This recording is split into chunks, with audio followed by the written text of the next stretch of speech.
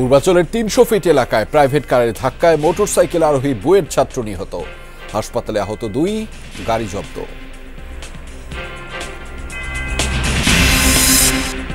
বছরে ২ বার ম্যারাথন আয়োজন করবে অলিম্পিক অ্যাসোসিয়েশন। দেশ ও জাতি গঠনে ভূমিকা রাখবে বিওএ, প্রত্যাশা সেনা প্রধানের।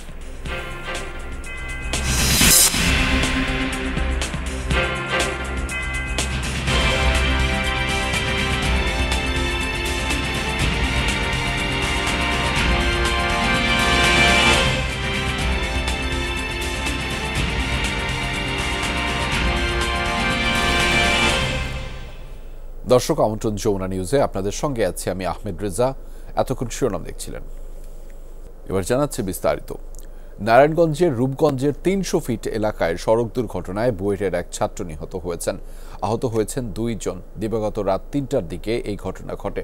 পুলিশ জানিয়েছে একটি মোটরসাইকেলকে ধাক্কা দেয় একটি প্রাইভেট কার। এতে ঘটনাস্থলেই মারা যায় মোটরসাইকেল আরোহী বুয়েট ছাত্র মোতাসিম মাসুদ। আহত হন মেহেদি খান ও অমিত সাহা নামে আরও ২ জন। তাদের উদ্ধারের পর ভর্তি করা হয়েছে হাসপাতালে। গাড়িটি জব্দ করা হয়েছে, তবে গাড়িটি কে চালাচ্ছিল তা তদন্ত করে দেখা হচ্ছে। মিশরের কায়রোতে আল আজহার বিশ্ববিদ্যালয় ক্যাম্পাসে বক্তব্য রাখলেন প্রধান উপদেষ্টা ডক্টর মোহাম্মদ ইউনুস। বৃহস্পতিবার আল আজহার বিশ্ববিদ্যালয়ের প্রেসিডেন্ট অধ্যাপক ডক্টর সালামা দাউদ অন্তর্বর্তী সরকার প্রধানকে স্বাগত জানান। এ সময় বিশ্ববিদ্যালয়ের পোস্ট গ্রাজুয়েট স্টাডিজ অ্যান্ড রিসার্চের vice president professor doctor Mahmud সিদ্দিকীও উপস্থিত ছিলেন। এর আগে D8 সম্মেলনের মূল পর্বে অংশ নেন প্রধান উপদেষ্টা। তরুণ প্রজন্মকে দক্ষ হিসেবে গড়ে তুলতে জোটভুক্ত দেশগুলোর নেতাদের আহ্বান জানিয়েছেন। তিনি বলেছেন, আগামী দিনের উৎপাদন এবং সেবা ভিত্তিক অর্থনীতিতে কৃত্রিম বুদ্ধিমত্তা সহ বিভিন্ন উৎপাদনের কল্যাণ ক্রমশ পরিবর্তন হচ্ছে। তরুণ প্রজন্ম সেই প্রযুক্তিকে দক্ষভাবে কাজে লাগাচ্ছে। এক্ষেত্রে ক্ষুদ্র ও মাঝারি উদ্যোগ গুরুত্বপূর্ণ ভূমিকা পালন করতে পারে। জোর দেন তরুণ প্রজন্মকে এগিয়ে নিতে নতুন প্ল্যাটফর্ম তৈরির ব্যাপারেও। ২০২৫ সালে প্রথম বহুপক্ষীয় বৈঠক আয়োজনের প্রস্তাব করেন প্রধান উপদেষ্টা।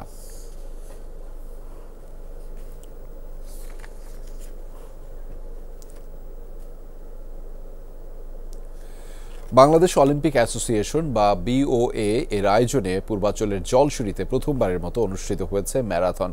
এই ম্যারাথনের প্রধান অতিথি হিসেবে উপস্থিত থেকে বিজয়ীদের হাতে পুরস্কার তুলে দেন সেনাপ্রধান জেনারেল ওয়াকারুজ্জামান। এ সময় তিনি বলেন, অলিম্পিক অ্যাসোসিয়েশন বছরে ২ বার এই ম্যারাথন করবে। ধীরে ধীরে বিভাগীয় শহরে আয়োজন করা হবেও এই ম্যারাথনের।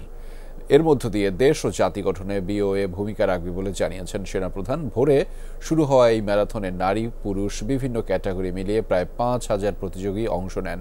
সাধারণ জনগণের শরীর চর্চা ও সুস্থ জীবন যাপনের লক্ষ্যে এই আয়োজন। বিওএ ম্যারাথনে ১০ কিলোমিটার রেস ও হাফ ম্যারাথনে ২১.১০ কিলোমিটার দূরত্বে ২টি প্রতিযোগিতা হয়। ৫০ বছরের বেশি বয়স্ক ব্যক্তিরা ভেটেরান ক্যাটাগরিতে দৌড়ান। যারা পেশাদার এবং বিভিন্ন প্রতিযোগিতায় অংশ নেন তারা এলিট বিভাগের অন্তর্ভুক্ত। এছাড়া ১৮ থেকে ৫০ বছর পর্যন্ত সাধারণ একটি ক্যাটাগরিতেও অংশ নেয় প্রতিযোগীরা। ফার্স্ট হওয়ার অনুভূতিটা তো আসলে সবসময় ভালো, সেটা অবশ্যই ভালো লাগে। আর ফার্স্ট হওয়াটা সবসময় গৌরবের। আয়োজনটা খুব ভালো লাগছে, তবে আমাদের প্রথম ল্যাপটা ভালো ছিল, কিন্তু নেক্সট ল্যাপ মানে দ্বিতীয় ল্যাপটা খুবই খারাপ হয়ে গেছে, কারণ রাস্তা ব্লক হয়ে গেছে সব। এই অলিম্পিক অ্যাসোসিয়েশন কর্তৃক ম্যারাথনগুলো এগুলোর মধ্যে এগুলো জাতির মধ্যে এটাকে ছড়িয়ে দেওয়া এবং সবার একটা আগ্রহ সৃষ্টির জন্য তারা কাজ করে যাবে। আগামী ২ মাসের মধ্যে আত্মপ্রকাশ করবে জুলাই আন্দোলনে নেতৃত্ব দেয়া শিক্ষার্থীদের রাজনৈতিক দল। বিদ্যমান দলগুলোর তুলনায় বৈশিষ্ট্যে এই সংগঠন পৃথক হবে জানিয়েছেন নেতারা। যমুনা টেলিভিশনের সাথে খোলামেলা আলাপে এসব তথ্য জানিয়েছেন নাসির উদ্দিন পাটোয়ারি, হাসনাত আবদুল্লাহ ও সার্জিস আলম। দলের সম্ভাব্য নাম হতে পারে জনশক্তি, তবে সবার মতামত নিয়ে এটি পরিবর্তনও হতে পারে। ছাত্রনেতারা জানিয়েছেন, জনগণের আস্থা অর্জনই নতুন দলের প্রধান লক্ষ্য। সহকর্মী লামিয়া তিথি জানাচ্ছেন বিস্তারিত। জুলাই আগস্টের আন্দোলন শুরু হয় সরকারি চাকরিতে কোটা বিলোপের দাবিতে।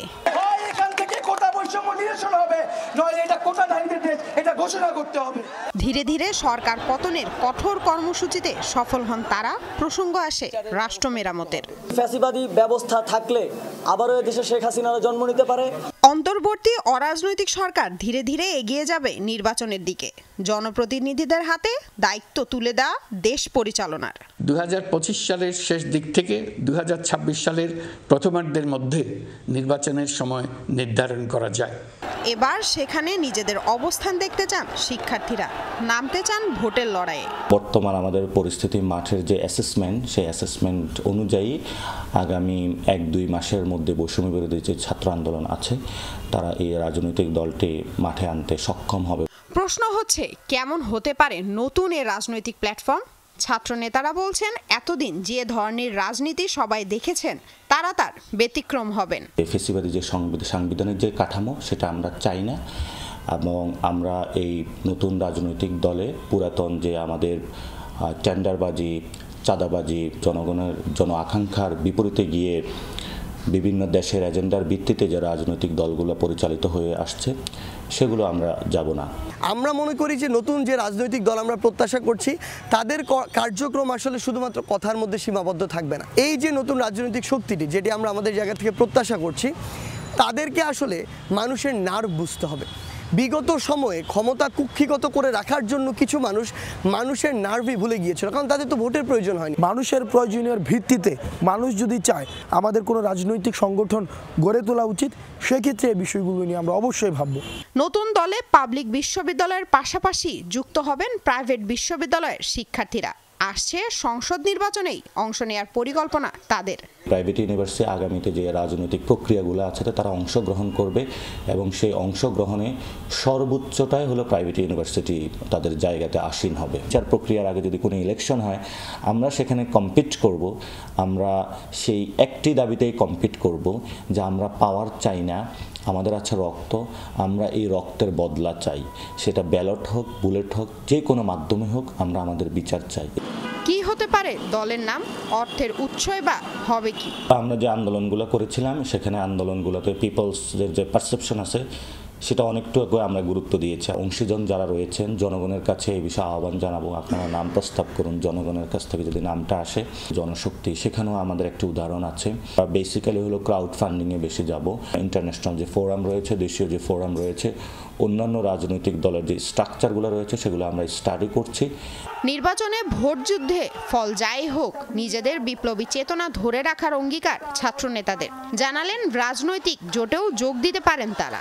প্রথম হলো ছাত্রদের যে পার্টিটা হবে সেটা নিজস্ব প্রক্রিয়ায় গঠন হবে, নিজস্ব প্রক্রিয়ায় চলবে।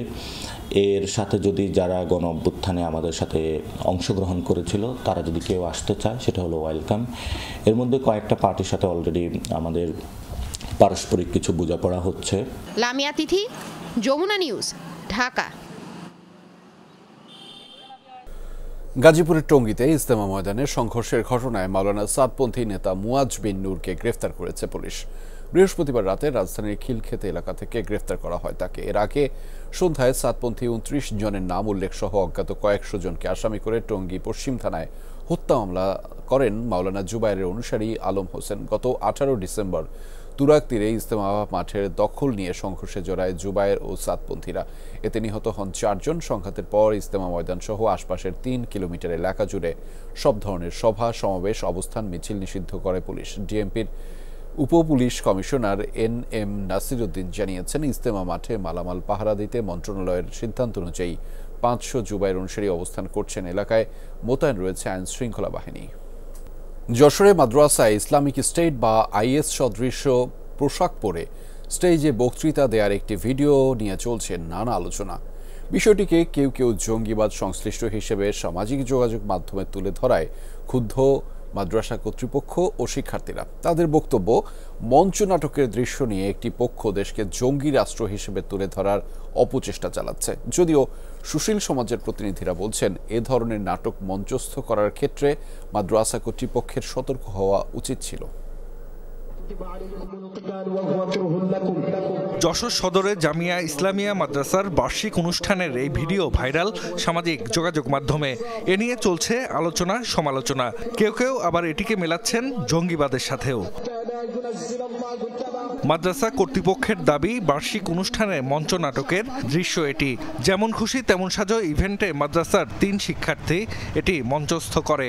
ওই 3 শিক্ষার্থী বলছেন, ফিলিস্তিনে ইসরায়েলি বাহিনীর নৃশংসতা তুলে ধরতে আর বিনোদনের উদ্দেশ্যেই এমন নাটকের ভাবনা তাদের। এই স্ক্রিপ্টটা আসলে আমি তৈরি করেছি। এখানে যে ফিলিস্তিনে যে নির্যাতন বা নিপীড়ন যে বিষয়গুলো, এগুলো আর কি আমরা তুলে ধরার চেষ্টা করেছি। ফিলিস্তিনে যারা স্বাধীনতাকামী যোদ্ধারা, এরা এই ধরনের পোশাক পরে আমাদের ওই জন্য ওই আঙ্গিকে আমরা অনুষ্ঠানটা করেছি। তাছাড়া এর বেশি তেমন কিছুই না। অনুষ্ঠানে একটু সবাই একটু উৎসাহ হবে, ছাত্র একটু আনন্দ পাবে। এই আনন্দ পাওয়ার জন্য আর কি, এই ছাড়া কোনো দ্বিতীয় কোনো আমাদের কোনো উদ্দেশ্য ছিল না। এটা সম্পূর্ণ একটা অরাজনৈতিক একটা দিনী শিক্ষা প্রতিষ্ঠান কওমি মাদ্রাসা। এখানে কোনো জঙ্গি সংগঠনের প্রশ্নই ওঠে না। এলাকাবাসী ও অভিভাবকরাও বলছেন, মাদ্রাসাটির বেশ সুনাম রয়েছে এই অঞ্চলে। একটি মঞ্চনাটকের ভিডিও নিয়ে সামাজিক যোগাযোগ মাধ্যমে অপপ্রচারে ক্ষুব্ধ তারা। এখানে যথেষ্ট পরিমাণ ভালো এবং অনেক আগেতেই দেখি অনেক ছাত্র, তাতে করে আমরা ভালো মনেই করি, ভালো জানি। যে প্রচার করতেছি এটা সম্পূর্ণ ভিন্ন, সম্পূর্ণ মিথ্যা। আসলে এটা তো মাদ্রাসা, এটা তো জঙ্গির সাথে সম্পৃক্ত না। তবে এ ধরনের নাটক মঞ্চস্থ করার আগে মাদ্রাসা কর্তৃপক্ষের সতর্ক থাকা উচিত ছিল বলে মনে করেন সুশীল সমাজের প্রতিনিধিরা। তারা বলছেন, অপপ্রচারে ক্ষুণ্ণ হবে দেশের ভাবমূর্তি। সত্যতা যাচাই করা অত্যন্ত কঠিন বিষয় সাধারণ মানুষদের জন্য, এবং যার মানটা ভিন্ন রকমও হতে পারে। বিশেষ করে সারা বিশ্ব বাংলাদেশ সম্পর্কে একটা বিরূপ প্রতিক্রিয়া পড়বে বলে আমি বিশ্বাস করি। ভিডিওটি নিয়ে বিভ্রান্তি ছড়ানো থেকে বিরত থাকার আহ্বান পুলিশের। কোনো ধরনের দূরভিসন্ধি নিয়ে কেউ যাতে ভিডিও ছড়িয়ে না ছড়ায়, সেজন্য আমাদের সাইবার প্যাট্রোলিংয়ের মাধ্যমে সাইবার মনিটরিং টিম এবং বিভিন্ন থানার ইউনিফর্মধারী অফিসার, সাদা পোশাকধারী অফিসার, তারা এই প্রতিরোধমূলক ব্যবস্থা গ্রহণ করবে। জাহিদ হাসান, যমুনা নিউজ। সমুদ্রতলে বিচরণের রোমাঞ্চকর অভিজ্ঞতা স্কুবা ডাইভিং। এজন্য সারা বিশ্বের রোমাঞ্চপ্রিয় পর্যটকরা ছুটে যান থাইল্যান্ড, মালদ্বীপ কিংবা অস্ট্রেলিয়ার গ্রেট ব্যারিয়ার রিফে। দর্শক, আপনাকে এত দূরে যেতে হবে না। দেশের একমাত্র প্রবাল দ্বীপ সেন্ট মার্টিনেই নিতে পারবেন এই বিস্ময়কর অভিজ্ঞতা। বিগত কয়েক বছর ধরে সেখানে স্কুবা ডাইভিং পরিচালনা করছে 2টি প্রতিষ্ঠান। মাত্র 4,000 টাকা খরচ করেই সমুদ্রতলের প্রাণ প্রকৃতি ঘুরে দেখতে পারছেন পর্যটকরা। বিস্তারিত জানাচ্ছেন সহকর্মী আরিফুর রহমান সবুজ, ছবি তুলেছেন জিহাদ ইসলাম। একবার ভাবুন তো, সমুদ্রের তলদেশে গিয়ে সামুদ্রিক প্রাণী জগতের সাথে ভেসে ভেসে সৌন্দর্য উপভোগ করছেন আপনি, ঘুরে দেখছেন সমুদ্রের তলদেশের রহস্য। চলুন আজকে আপনাদের জানাবো স্কুবা ডাইভিং এর রোমাঞ্চকর সেই অভিজ্ঞতা।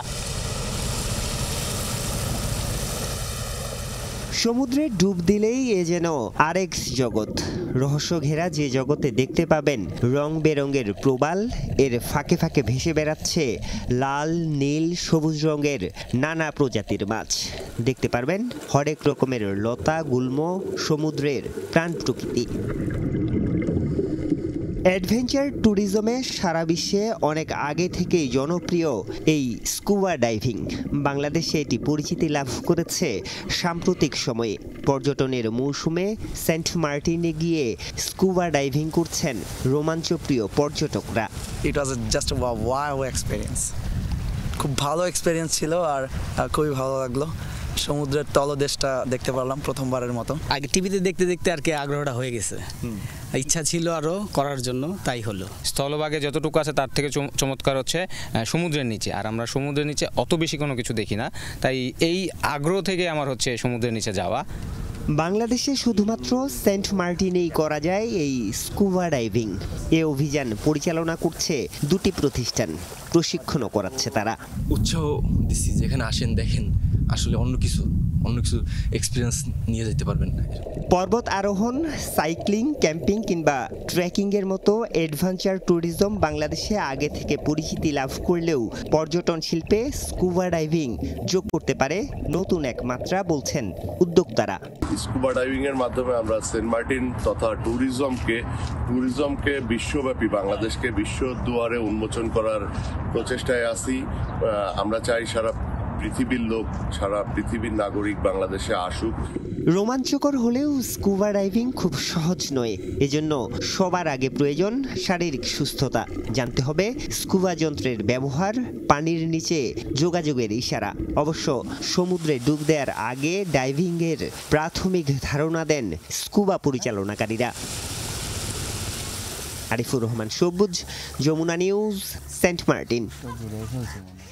এবার জানাচ্ছি উইন্ডিজ বাংলাদেশ তৃতীয় টি-20-র খবরাখবর। সিরিজের শেষ ম্যাচে 80 রানের জয়ে ক্যারিবিয়ানদের হোয়াইট ওয়াশ করল টিম বাংলাদেশ। জাকির আলীর ঝড়ো 72 রানের ইনিংসে ভর করে 7 উইকেটে 189 রান করে টাইগাররা। জবাবে মাত্র 109 রানে অল আউট হয়ে যায় স্বাগতিকরা। সেন্ট ভিনসেন্টে পারভেজ ইমনের ব্যাটে ভালো শুরু পায় বাংলাদেশ। তবে তুরস্ক সমর্থিত সশস্ত্র গোষ্ঠীগুলোর সাথে যুদ্ধবিরতি কার্যকর হলে সিরিয়া ছাড়বে মধ্যপ্রাচ্যের অন্যান্য দেশের কুর্দি যোদ্ধারা।